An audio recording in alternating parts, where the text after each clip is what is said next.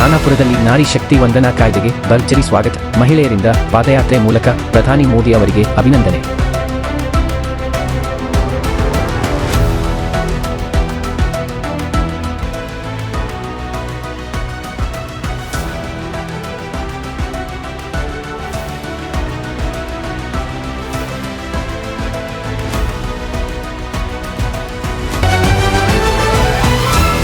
ದೇಶದ ರಾಜಕೀಯ ಇತಿಹಾಸದಲ್ಲಿ ಮಹತ್ವದ ಹೆಜ್ಜೆಯಾಗಿರುವ ನಾರಿ ಶಕ್ತಿ ವಂದನಾ ಕಾಯ್ದೆಗೆ ಖಾನಾಪುರ ತಾಲೂಕಿನಲ್ಲಿ ಭರ್ಜರಿ ಸ್ವಾಗತ ವ್ಯಕ್ತವಾಗಿದೆ. ಮಹಿಳೆಯರಿಗೆ ಲೋಕಸಭೆ ಹಾಗೂ ರಾಜ್ಯ ವಿಧಾನಸಭೆಗಳಲ್ಲಿ 33% ಮೀಸಲಾತಿ ನೀಡುವ ಈ ಐತಿಹಾಸಿಕ ನಿರ್ಧಾರ ಮಹಿಳಾ ಸಬಲೀಕರಣದ ದಿಕ್ಕಿನಲ್ಲಿ ಹೊಸ ಅಧ್ಯಾಯ ತೆರೆದಿದೆ. ಪ್ರಧಾನಿ ನರೇಂದ್ರ ಮೋದಿ ಅವರ ನೇತೃತ್ವದ ಕೇಂದ್ರ ಸರ್ಕಾರ ಜಾರಿಗೆ ತಂದ ಈ ಕಾಯ್ದೆಯು ಮಹಿಳೆಯರ ರಾಜಕೀಯ ಪ್ರಾತಿನಿಧ್ಯವನ್ನು ಹೆಚ್ಚಿಸುವುದರ ಜೊತೆಗೆ ಸಮಾಜದ ಎಲ್ಲಾ ಕ್ಷೇತ್ರಗಳಲ್ಲಿ ಅವರ ಪಾತ್ರವನ್ನು ಬಲಪಡಿಸುವ ಉದ್ದೇಶ ಹೊಂದಿದೆ. ಈ ಮೀಸಲಾತಿ ಜನಗಣತಿ ಹಾಗೂ ಕ್ಷೇತ್ರ ಪುನರ್ವಿಂಗಡಣೆಯ ನಂತರ ಜಾರಿಯಾಗಲಿದ್ದು 15 ವರ್ಷಗಳ ಅವಧಿಗೆ ಅನ್ವಯವಾಗಲಿದೆ. ಈ ಹಿನ್ನೆಲೆ ಖಾನಾಪುರದಲ್ಲಿ ಮಹಿಳಾ ಮೋರ್ಚಾ ವತಿಯಿಂದ ಭವ್ಯ ಪಾದಯಾತ್ರೆ ಆಯೋಜಿಸಲಾಯಿತು.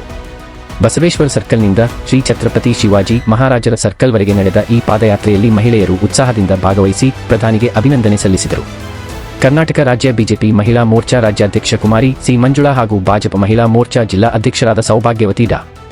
ನೈನಾ ಬಸಮ್ಮೆ ಇವರ ಮಾರ್ಗದರ್ಶನದ ಅಡಿಯಲ್ಲಿ ತಾಲೂಕಿನ ಮಹಿಳಾ ಮೋರ್ಚಾ ಅಧ್ಯಕ್ಷರಾದ ಸುನೀತಾ ಪಾಟೀಲ್ ಅವರ ನೇತೃತ್ವದಲ್ಲಿ ನಡೆದ ಈ ಕಾರ್ಯಕ್ರಮದಲ್ಲಿ ಪ್ರಧಾನ ಕಾರ್ಯದರ್ಶಿ ರೇಣುಕಾ ದಬಾಲೆ, ಇವರ ಸಂಗಡಿಗರಾದ ಸೌಭಾಗ್ಯವತಿ ಧನುಶ್ರೀ ಪಾಟೀಲ್, ಸೌ ಕಲ್ಪನಾ ಸಾವಂತ್, ಸೌ ಪೂನಂ ಪಾಟೀಲ್, ಸೌ ಪ್ರಿಯಾ ಅಂದರೆ ಪ್ರಮುಖ ಪಾತ್ರ ವಹಿಸಿದರು.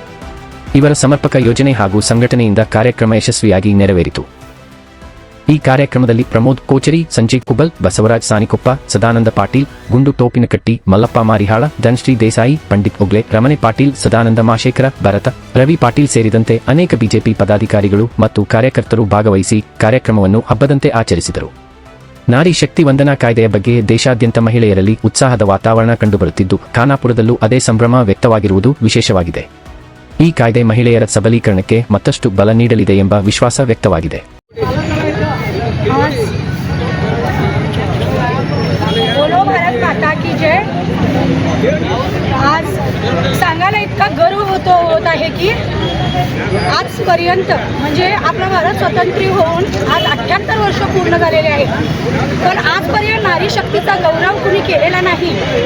आणि आज आपल्या नरेंद्र मोदी साहेबांनी, आपल्या देशाचे लाडके पंतप्रधान नरेंद्र मोदी साहेब यांनी आज आता 33% महिलांना आरक्षण देऊन खऱ्या अर्थाने आत्ता महिलांचं सक्षमीकरण झालेलं आहे.